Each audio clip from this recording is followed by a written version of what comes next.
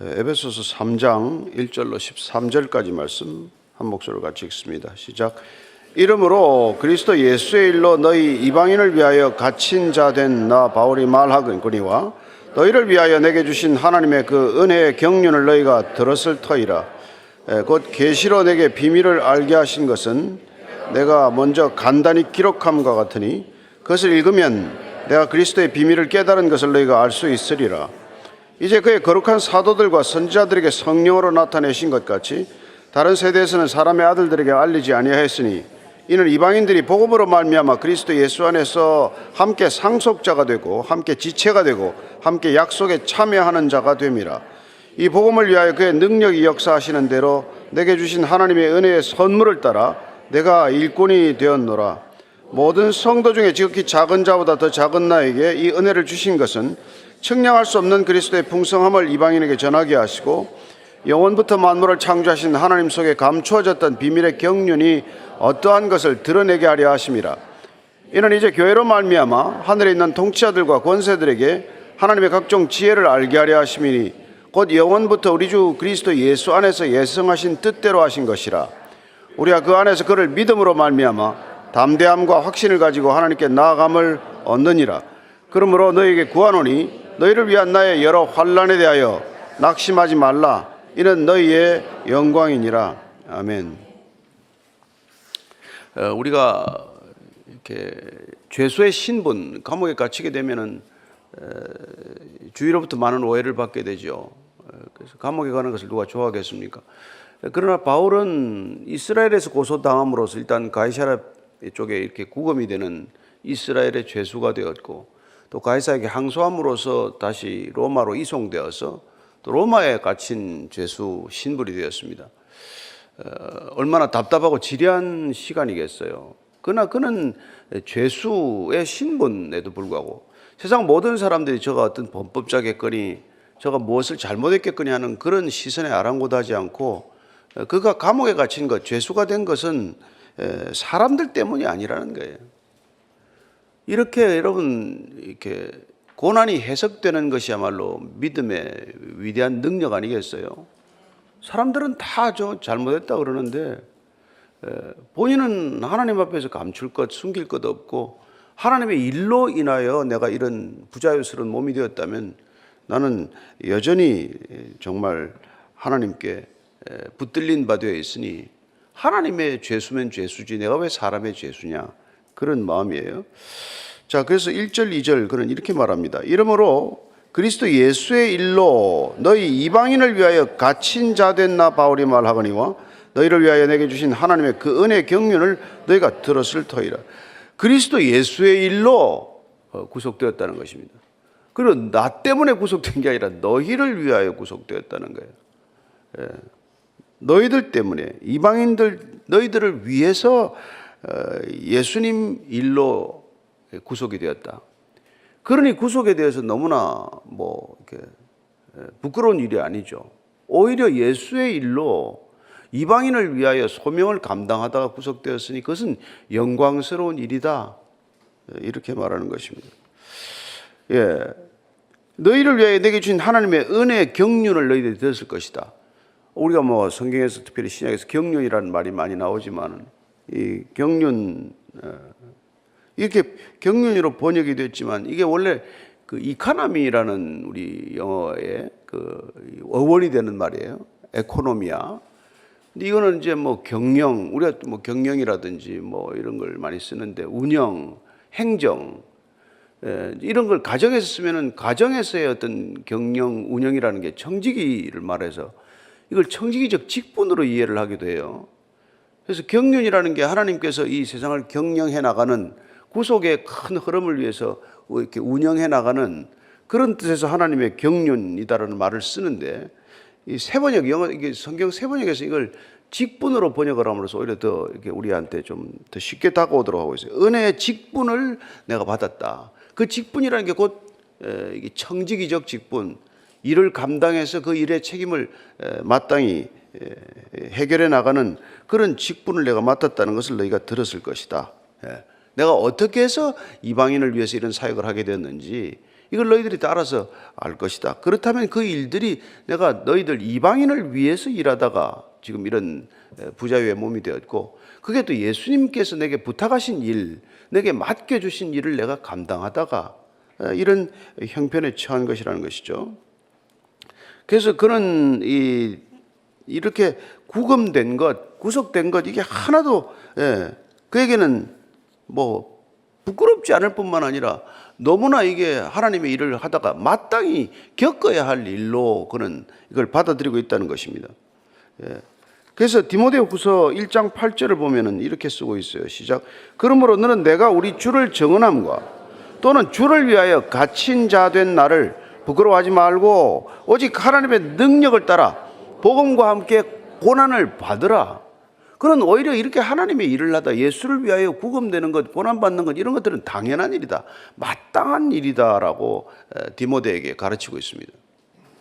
너희들이 주를 위하여 갇힌 나를 부끄러워할 일이 아니다, 나를 위로할 일도 아니다. 이건 마땅히 겪어야 할 일이다, 이렇게 얘기하고 있습니다. 복음과 함께 고난을 받으라.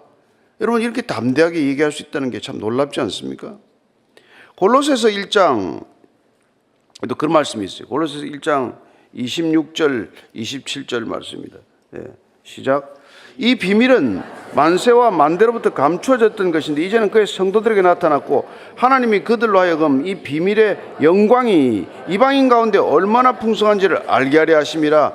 이 비밀은 너희 안에 계신 그리스도니 곧 영광의 소망이니라. 이런 어려움을 겪는 거, 이런 것들 다 영광의 소망에 속하는 거예요. 하나님께서는 이 구속이라고 하는 온 인류를 구원하고자 하는 이 비밀스러운 계획, 그건 언젠가 때가 되면 다 드러날 이 계획을 이루어가는데, 이 비밀스러운 계획이 펼쳐지기 위해서는 마땅히 그런 고난들이 따른다. 그 영광을 보기 위해서는 고난이 필수적이다. 고난 없는 영광은 없다. 그런 걸 우리가 알 수 있다는 것이죠.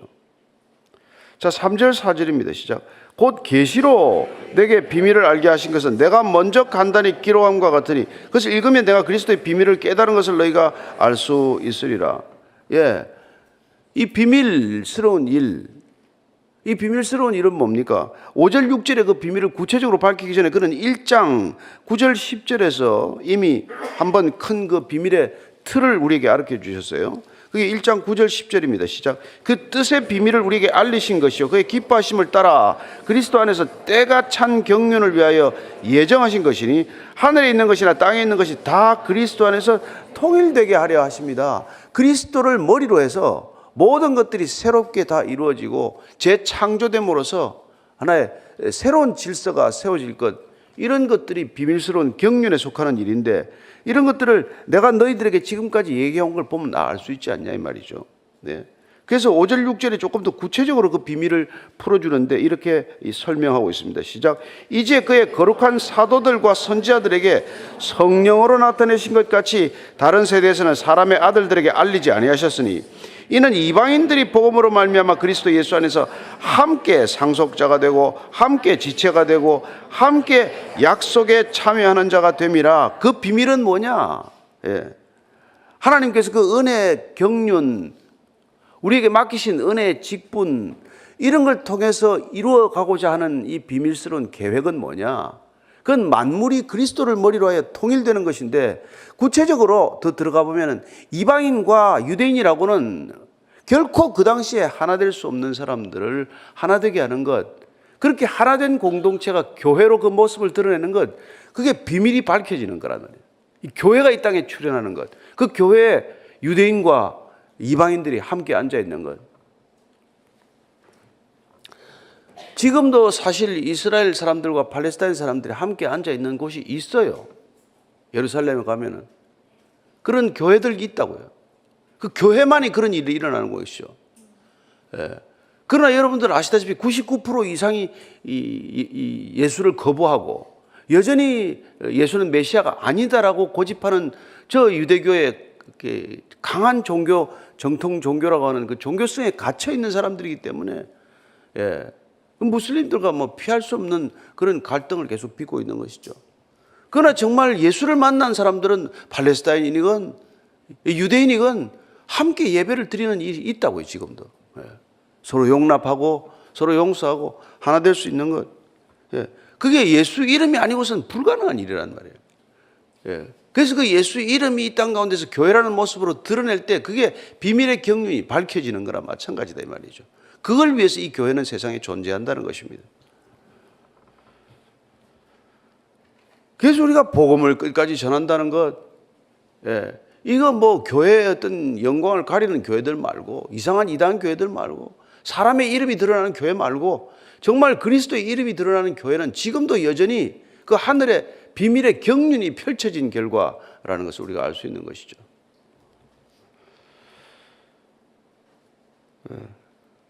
그래서 복음으로 말미암아서 예수 안에서 함께 상속자가 되었다. 함께 상속자가 되고 함께 지체가 되고 함께 약속에 참여하는 자가 되었다. 어떻게 통일이 되었냐? 통일된 결과는 뭐냐? 그게 놀랍게도 함께 상속자, 공동 상속자가 되었다는 뜻입니다. 왜? 이방인들도 하나님의 자녀로 입양되었기 때문에 같이 다 공동 상속자가 된 거죠. 그래서 가족 공동체가 된 거예요. 그리고 또 하나는 뭡니까? 함께 지체가 되었다는 것. 여러분, 함께 지체가 돼서 손과 발이 되면 그거 어떻게 됩니까? 그건 뗄래야 뗄 수가 없는 관계 아니에요. 그러면 운명 공동체가 된 것이죠. 그죠? 그리고 함께 약속에 참여했다는 거예요. 다 같은 언약의 백성들이 되었고, 다 같은 언약에 대한 소망을 가지고 살아가기 때문에 같은 언약 공동체가 되었다는 뜻이죠. 그래서 교회란 뭡니까? 가족 공동체예요. 다 함께 우리는 같이 공동상속자가 되었다는 뜻입니다. 하나님 나라를 유업으로 받는 공동상속자가 되고, 그래서 그런 가족 공동체. 예. 또 하나는 뭐예요? 함께 지체가 되는 놀라운 운명 공동체가 된 거란 말이에요. 그리고 또한 여기 함께 약속에 참여하는 언약의 공동체, 아브라함의 언약, 다윗의 언약, 모세의 언약, 이런 모든 언약들이 우리가 우리에게 준 언약으로 우리 또한 그들과 함께 한 언약 공동체를 이루게 된 것, 그게 교회의 본질이다, 이런 얘기를 하고 있는 것이죠. 예.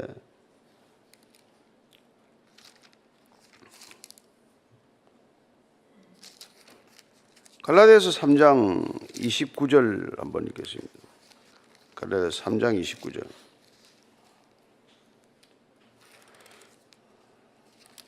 자, 찾으셨습니까? 같이 읽습니다. 시작. 그러니까 그리스도의 것이면 곧 아브라함의 자손이요 약속대로 유업을 이을 자니라. 우리가 그리스도의 것이면 다 아브라함의 자손이래요. 다 믿음, 한 믿음의 조상을 가진 한 믿음의 후손들이 되어서 한 가족 공동체가 되는 것이고, 아브라함의 준 약속을 우리가 다 함께 받는, 너를 축복하는 자는 내가 축복할 것이고 너를 저주하는 자는 내가 저주할 것이다. 내 이름이 창대케 될 것이다. 너는 곧 복이 될 것이다 하는 이 약속이 우리 모두의 약속이 되는 거란 말이죠. 그런 놀라운 신분의 변화, 이게 예수 믿는 거라는 뜻이에요. 로마서에서도 한 번 더 그 얘기를 하고 있습니다. 로마서 8장 27절, 17절이에요. 8장 17절 시작. 자녀이면 또한 상속자, 곧 하나님의 상속자요 그리스도와 함께한 상속자니 우리가 그와 함께 영광을 받기 위하여 고난도 함께 받아야 할 것이니라. 여러분, 그 영광을 함께 받는 상속자가 되었다는 뜻은 영광도 함께 받지만은 그리스도가 받으셨던 고난도 해도 함께 받는 거란 말이에요. 네. 함께 받는 거예요. 자, 7절입니다. 시작. 이 복음을 위하여 그의 능력이 역사하시는 대로 내게 주신 하나님의 은혜의 선물을 따라 내가 일꾼이 되었느라. 그래서 이 복음을 위해서, 이 그리스도의 복음을 위해서 그의 능력에 따라서, 그의 능력이 내게 주어진 게 뭡니까? 그의 능력이 우리에게 은혜의 선물로 주어주셨어요. 또한 성령을 선물로 주셨습니다. 그 선물로 인해서, 그 선물 때문에 내가 뭐가 돼? 일꾼이 되었다라고 말해요. 일꾼이 되었다. 우리는 하나님의 일꾼이 된 거란 말이죠. 물론 아들의 신분을 우리가 얻었지만, 그래 놀라운 가족 공동체, 언약 공동체, 그런 능력의 공동체, 그런 공동체가 되었지만, 그러나 우리가 그 은혜가 너무 크기 때문에, 아까 찬양한 대로 우리가 은혜가 너무 커서 자발적으로 우리가 일꾼이 된 거라면, 일꾼이 뭡니까? 하인이에요. 하인, 종이의 종. 옛날엔 주로 식탁 시중 들던 종을 지칭했어요. 그게 이름이 이제 점점 그거 해가지고 그 우리는 지금 우리나라 말에는 옛날에 머슴이라고 했죠. 머슴.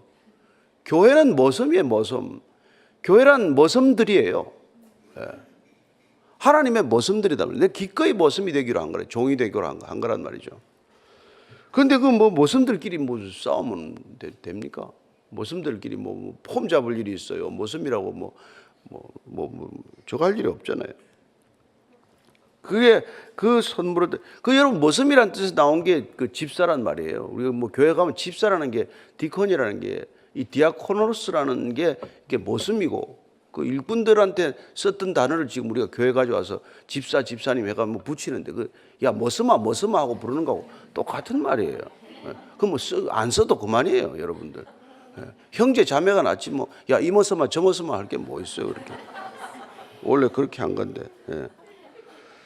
그래서 7절입니다. 시작. 이 복음을 위하여 그의 능력이 역사하시는 대로 내게 주신 하나님의 은혜 선물 따라 내가 일꾼이 되었노라. 이거 2번, 3번 읽어야 돼요. 여러분들 일꾼입니다. 교회 와서 이 머슴들이 큰 소리 내지 마십시오.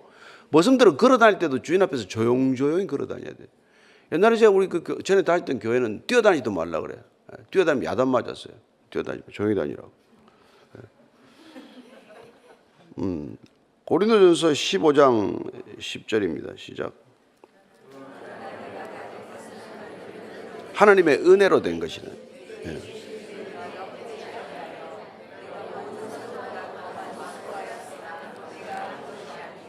오직 여러분 이게 그러니까 머슴이 되면은 여러분 나의 나된 것은 하나님의 은혜다라는 거 고백이 저절로 나오게 돼 있단 말이에요. 내가 한 게 하나도 없습니다. 자랑할 거 하나 없습니다. 내세울 것 하나 없습니다. 뭘 내가 한 게 있다고 자랑해요.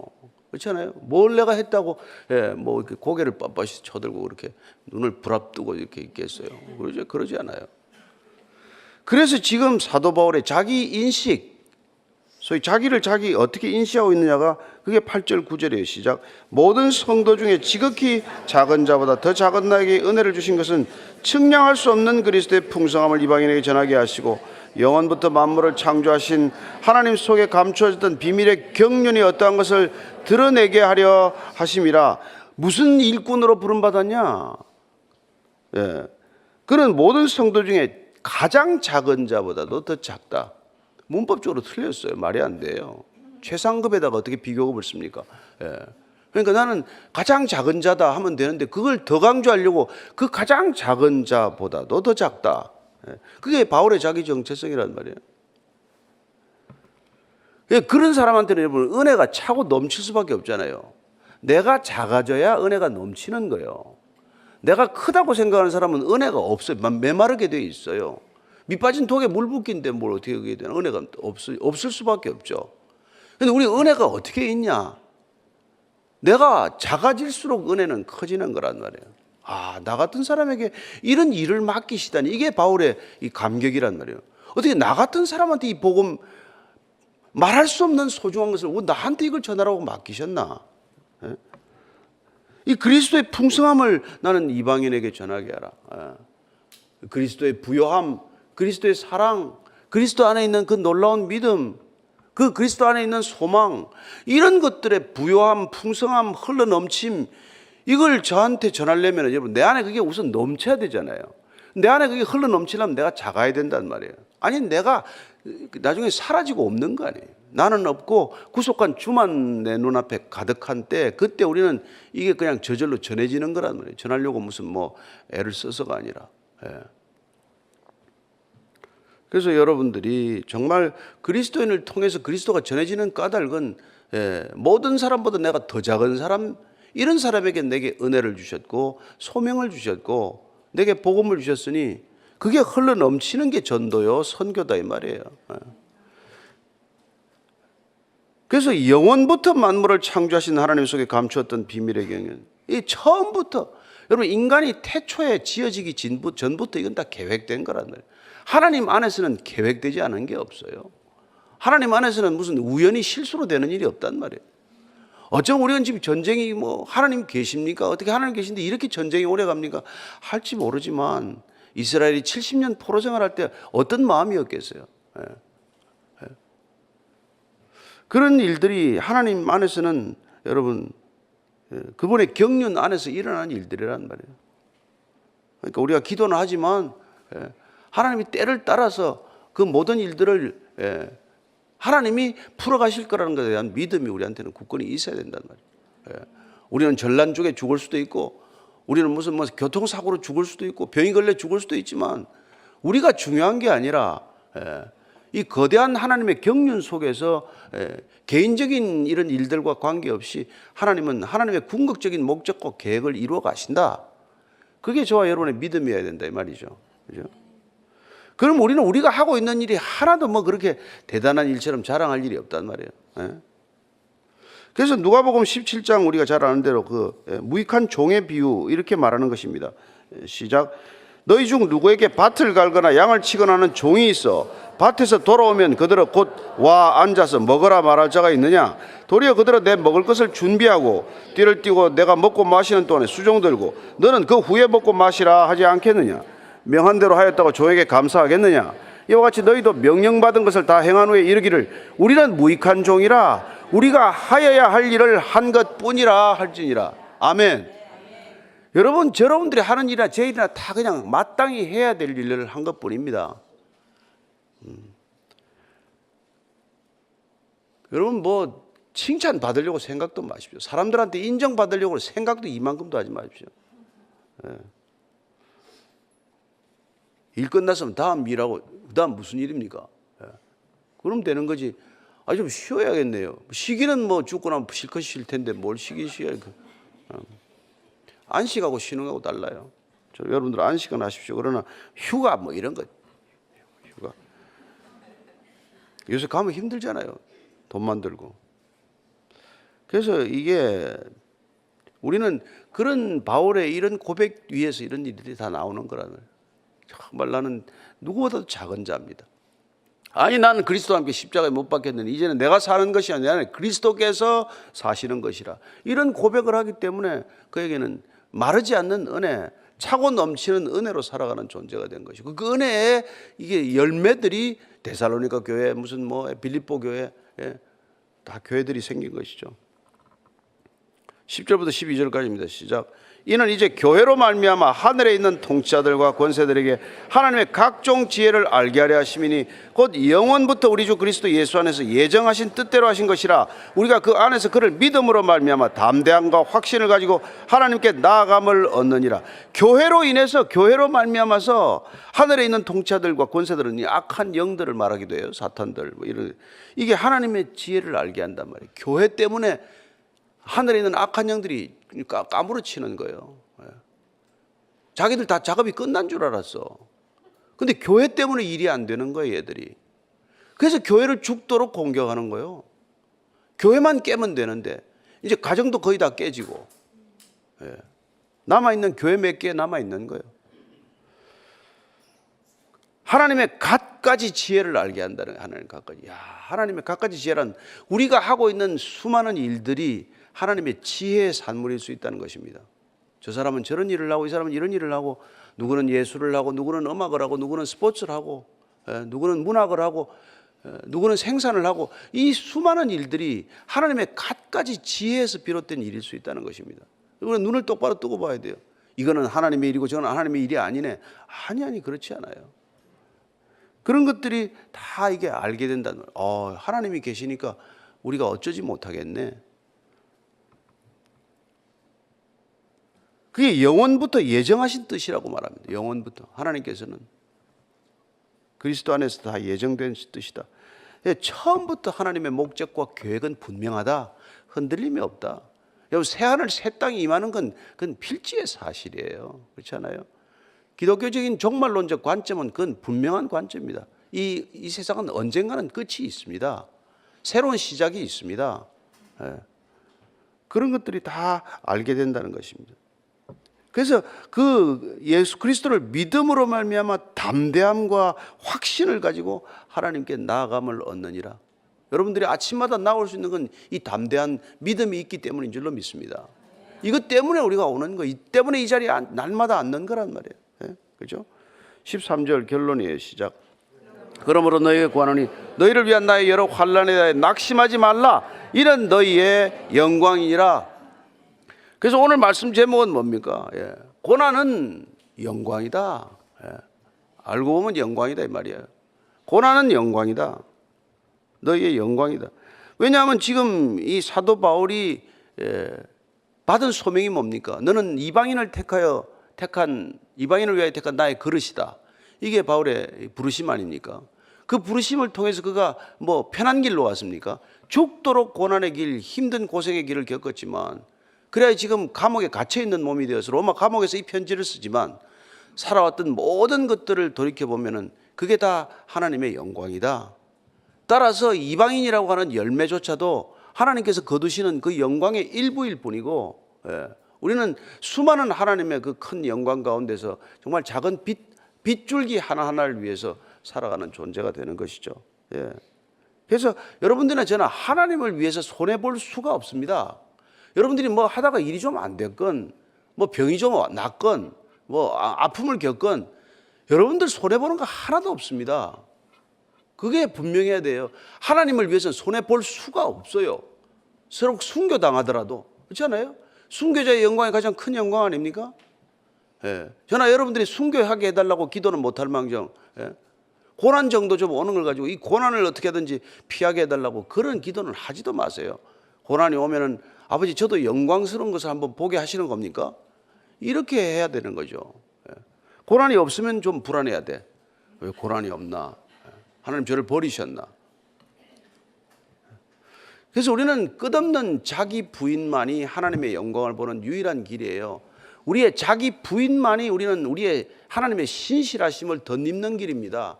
하나님은 자기 부인하면 큰일 나요. 하나님은 처음부터 영원토록 신실한 분이기 때문에 하나님은 부인되어서 안 되는 분이고, 우리는 날마다 자기 부인이 될 때 우리는 그분의 신실한 속성, 성품을 덧입는 자가 되는 것이고, 그때 우리는 비로소 하나님의 자녀라 일컬음을 받게 되는 것이죠.